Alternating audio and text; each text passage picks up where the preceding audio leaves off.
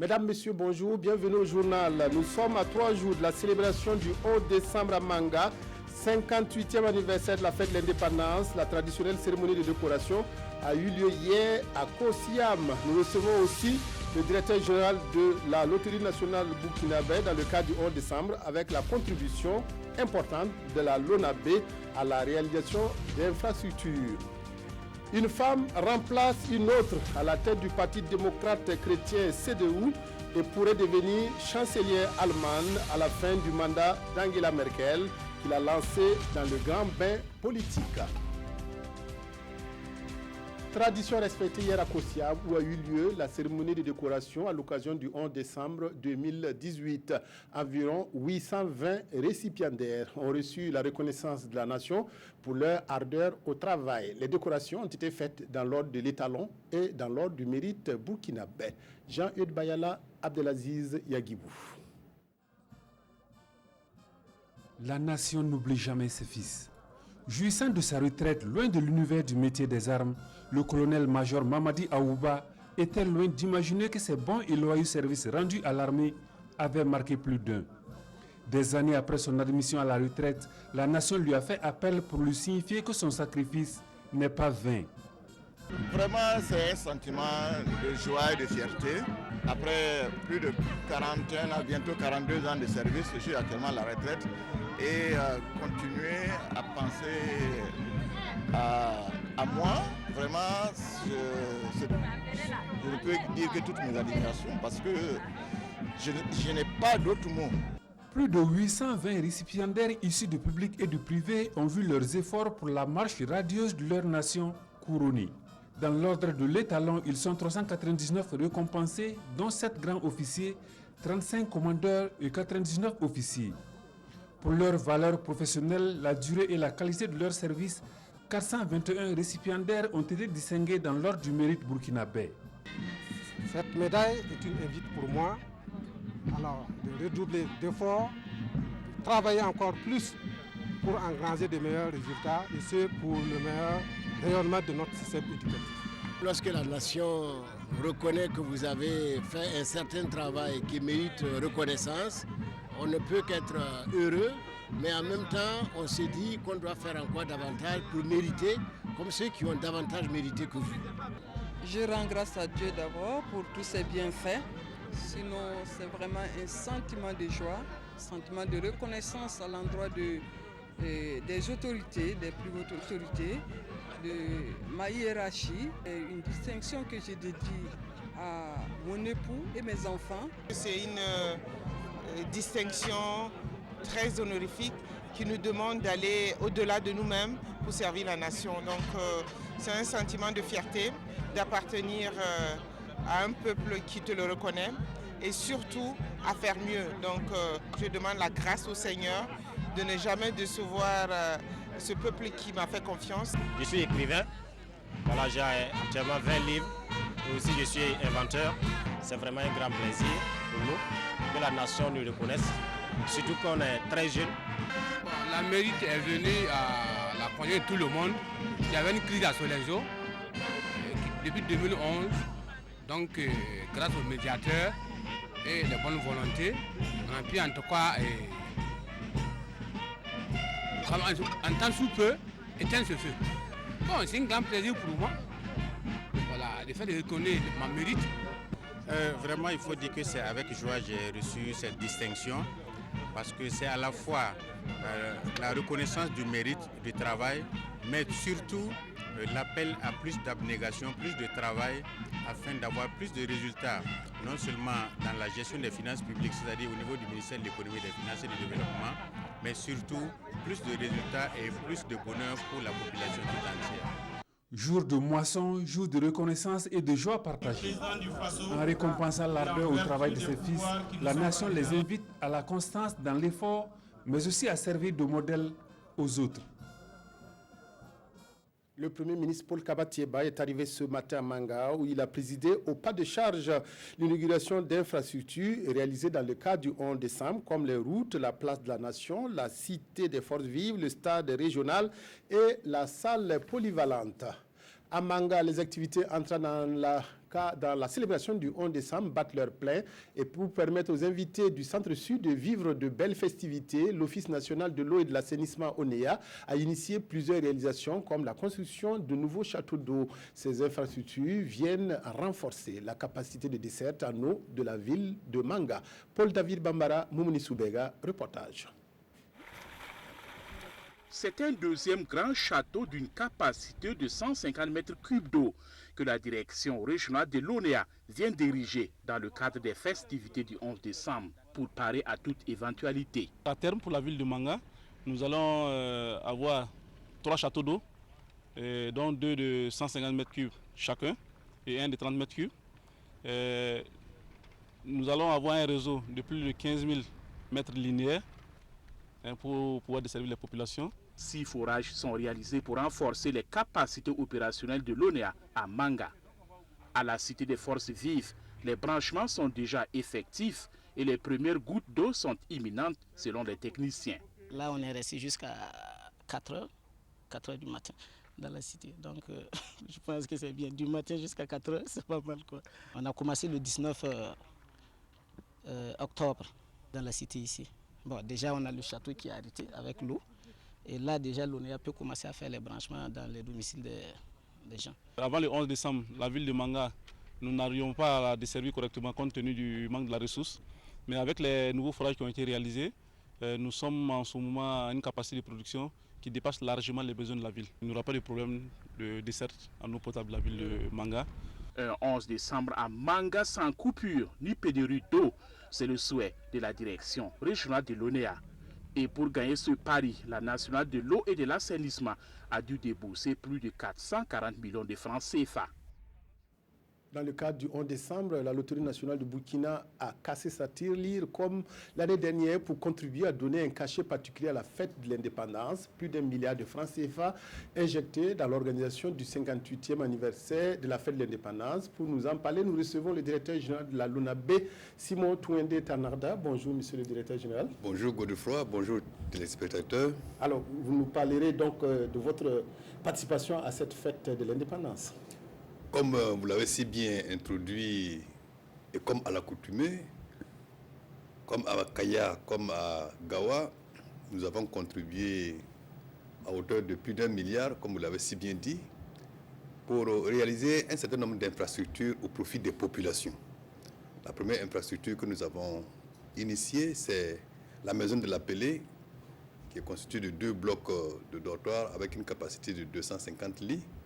Nous avons pensé aux autres 2 provinces qui constituent la région, Kombisiri et Pau, avec un CSPS pour chaque province.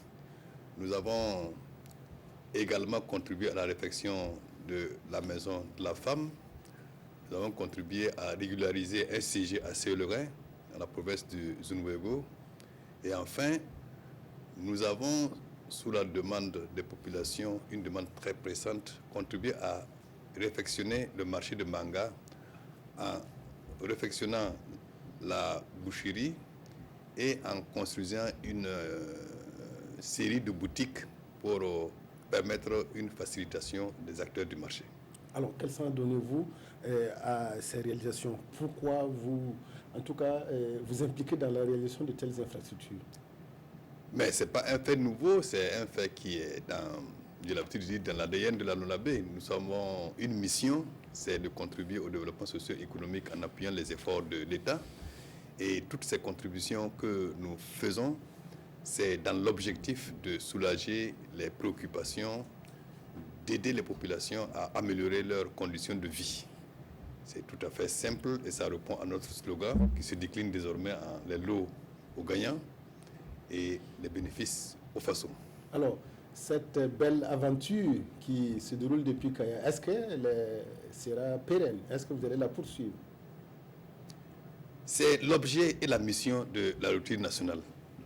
Ça peut ne pas être à une fête de l'indépendance, mais c'est toujours inscrit dans la mission, jusque-là en tout cas, dans la mission affectée à la LONAB. Nous sommes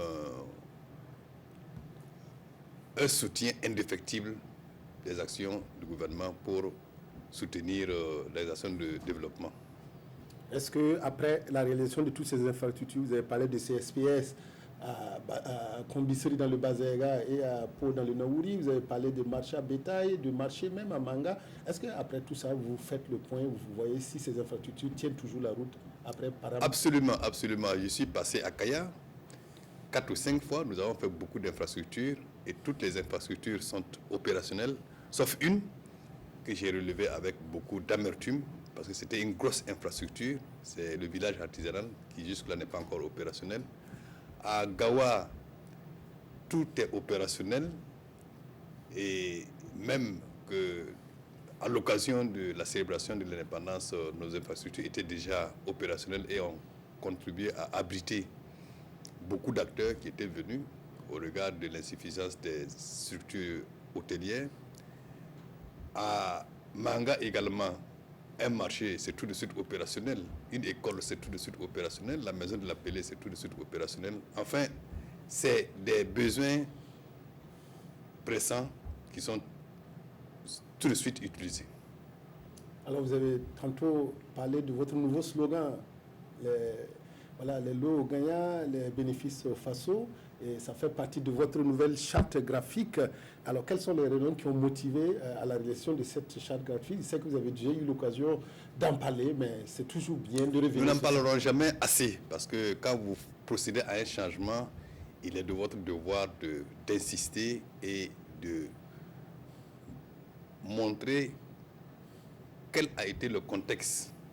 Nous avons eu la chance, il y a de cela plus de 25 ans, à contribuer à élaborer la toute première charte graphique de la Loterie nationale. Et cette charte était assez âgée. Et comme vous constatez, la plupart des entreprises dynamiques procèdent à une évolution de leur charte. Ça, c'est une des premières raisons. On parlait de la Poste qui a changé aussi. Absolument.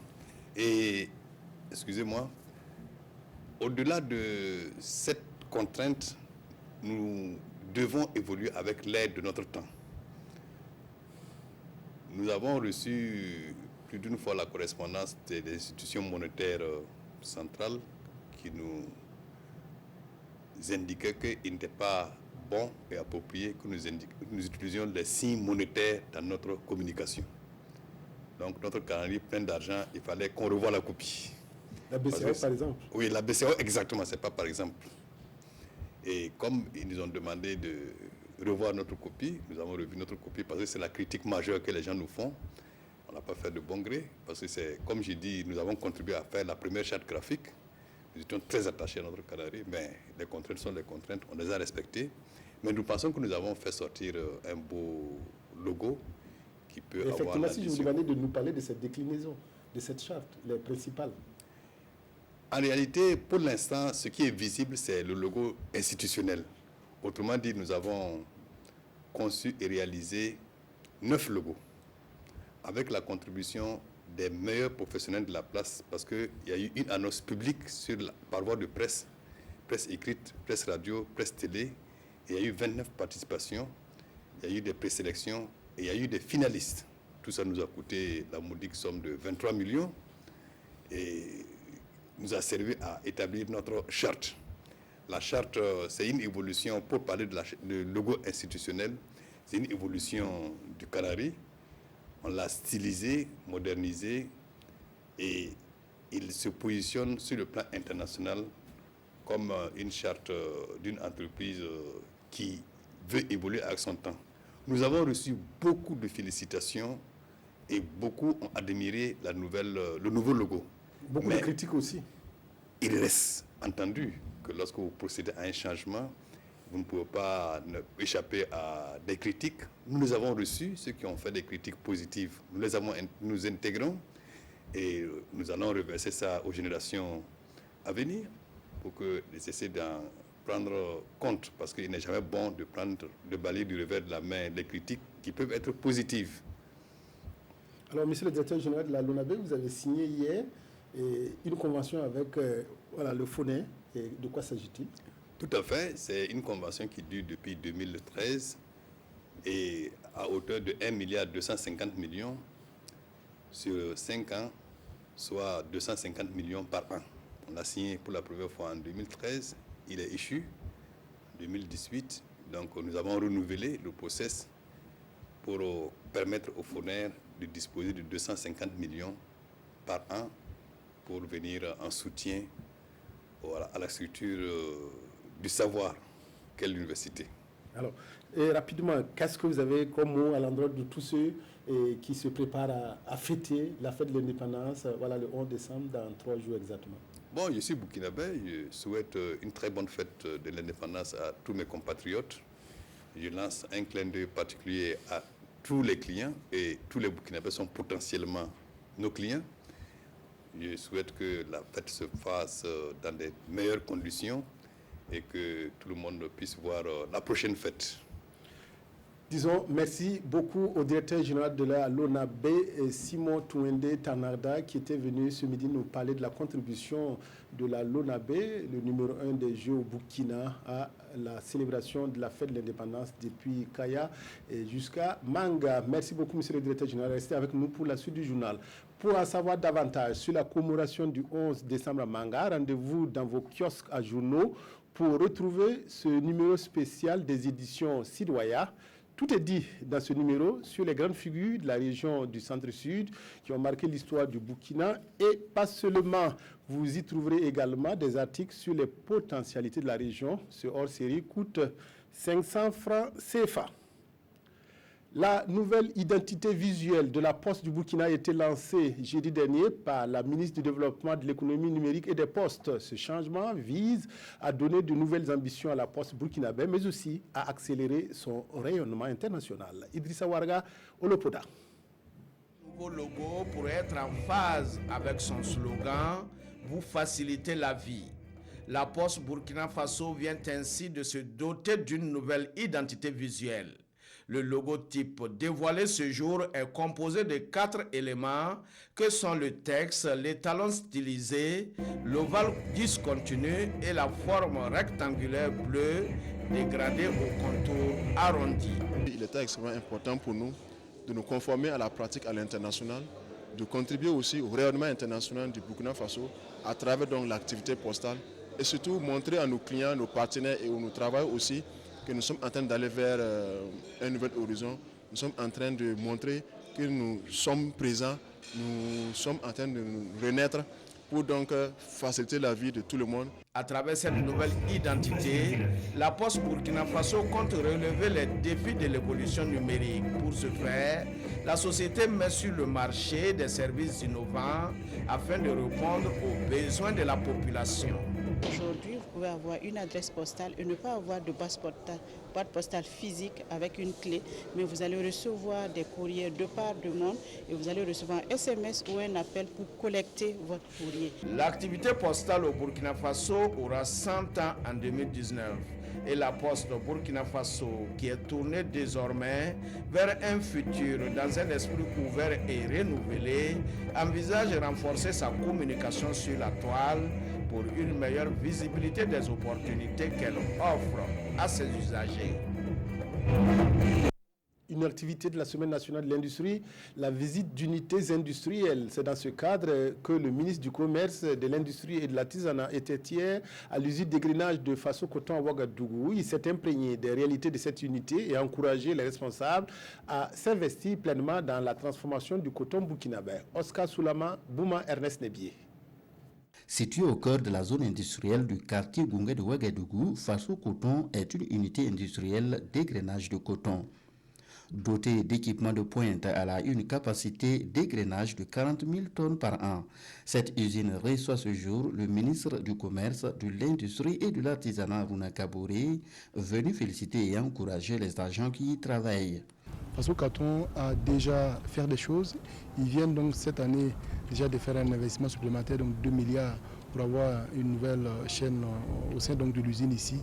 Ils ont d'autres projets donc pour augmenter la capacité d'égrenage et cela va contribuer certainement donc à amener les producteurs certainement à produire aussi davantage de coton. Et c'est tout ça qu'on est venu magnifier ici et venir encourager l'équipe dirigeante pour qu'elle puisse continuer dans ce sens-là. Après avoir énuméré des mesures envisagées par le gouvernement pour booster la transformation du coton burkinabé, il a prêté une oreille attentive aux préoccupations des premiers responsables de Faso Coton. Nous avons une seule difficulté. Le secteur du coton au Burkina est régi par un texte. Et ces textes disposent notamment que le territoire burkinabé est réparti à l'ouest Sofitex, à l'est Sokoma et au centre Faso-Coton. Et ce dispositif est tel que chaque société est à l'exclusivité de la production et de l'égrenage dans sa zone. Il s'est fait malheureusement, en violation de ces dispositions, qu'un opérateur privé soit venu installer une usine à Ouagadougou. Cet opérateur démarche aujourd'hui nos producteurs de coton dans la zone. Sur la question, le ministre Aruna Kabouré rassure. Ils ont quelques préoccupations, notamment le respect des cahiers de charges au niveau de l'État aussi, par rapport aux accords, aux protocoles qui existent. Nous sommes engagés à les accompagner parce que c'est beaucoup de moyens qui sont mis en œuvre ici. C'est un outil de production, c'est des emplois à protéger et à continuer à pérenniser. La visite s'inscrit dans le cadre de la semaine de l'industrie burkinabé qui se tient du 3 au 8 décembre 2018 sous le thème « Stratégie nationale d'industrialisation du Burkina, quelle relance pour nos industries locales ». Les acteurs de la filière Sésame, regroupés au sein d'un consortium, se sont retrouvés hier à Bobo-Dioulasso. La rencontre était destinée à échanger entre producteurs, acheteurs et exportateurs pour renforcer le professionnalisme des acteurs de la chaîne de commercialisation. Toute chose qui devrait contribuer à améliorer la qualité du sésame burkinabé pour qu'il soit compétitif sur le marché international. Hassan Gourabou, Satuné Paré, à Bobo. Un cadre d'échange entre les acteurs de la filière sésame. Un rendez-vous qui réunit producteurs et acheteurs du sésame autour de la question du professionnalisme et surtout de commercialisation du produit. Il s'agit ici un peu, après la campagne, après le lancement de la commercialisation, d'essayer un peu de confronter les acteurs, les besoins et les offres et essayer d'encadrer tout cela dans un cadre beaucoup plus professionnel. Lorsque le milieu n'est pas bien organisé, il y en a qui vont profiter et d'autres ne vont pas s'en sortir. Et c'est pour cela que c'est intéressant et c'est ce qui explique effectivement donc notre soutien pour que nos populations qui produisent ne soient pas exploitées. Cette rencontre est l'occasion pour les producteurs, les acheteurs et les exportateurs du sésame d'avoir des échanges entre eux et surtout de favoriser un cadre de négociation par des rencontres B2B. Ça consiste essentiellement à appeler les acheteurs et les producteurs pour les mettre en séance de négociation. Et cette négociation peut aboutir à une signature de contrat de vente ou de contrat d'achat du sésame. Et nous, notre rôle justement, c'est de faciliter cette relation de contractualisation. C'est avec cet atelier, on aura échangé avec les commerçants et on aura à dire aussi notre objectif, ce que nous on veut, on pourra le dire. Et on va s'échanger pour qu'ils puissent acheter notre sésame à un bon prix. Ce cadre d'échange entre acteurs du sésame est le fruit d'un projet financé par le département américain de l'agriculture à travers le projet USDA. Il couvre 4 régions au Burkina Faso, la boucle du Moun, les Hauts-Bassins, les Cascades et la région de l'Est. La première journée de la Société burkinabé d'urologie s'est tenue hier à Ouagadougou au regard de l'urgence de la prise en charge des malades et des voies urinaires. Le thème autour duquel les travaux se sont déroulés était urgence urologique. Le refus de nombreux malades de se faire examiner les parties intimes peut entraîner une complication des pathologies même bénignes. Nongoba Kouda Zalissa Sanfo, reportage. Les urgences urologiques. C'est ce qui retient l'attention de la Société d'urologie du Burkina Faso, qui tient ici sa toute première journée. Et ce n'est pas fortuit si elle consacre du temps pour réfléchir et partager les meilleures pratiques sur les urgences des maladies liées aux voies urinaires.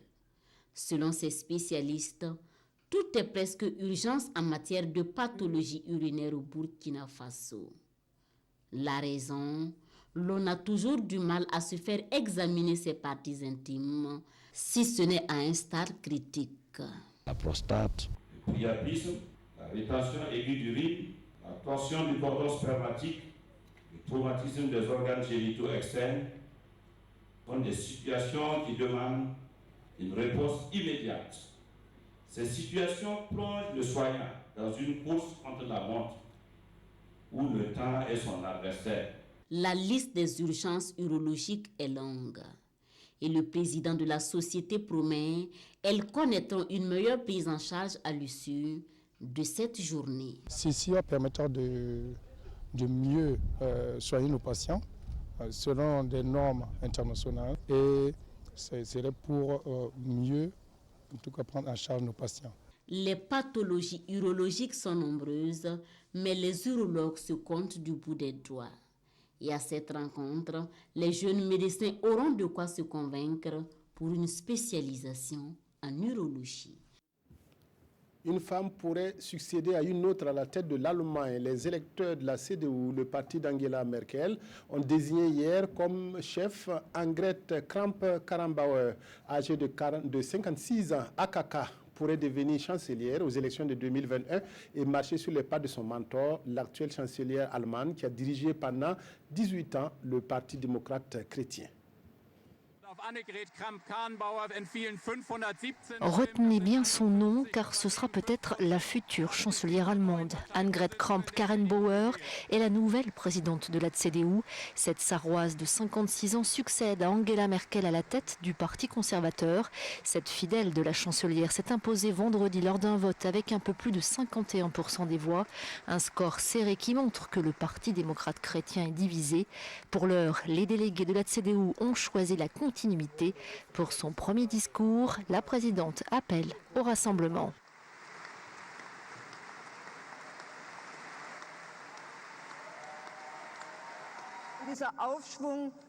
Cet enthousiasme que nous avons démontré pendant le processus électoral doit se poursuivre parce que notre objectif est de réunir toutes les ailes du parti, tous les membres, tous ceux qui sont responsables. Nous formerons ce parti de cette manière et nous continuerons à être le grand parti populaire du centre.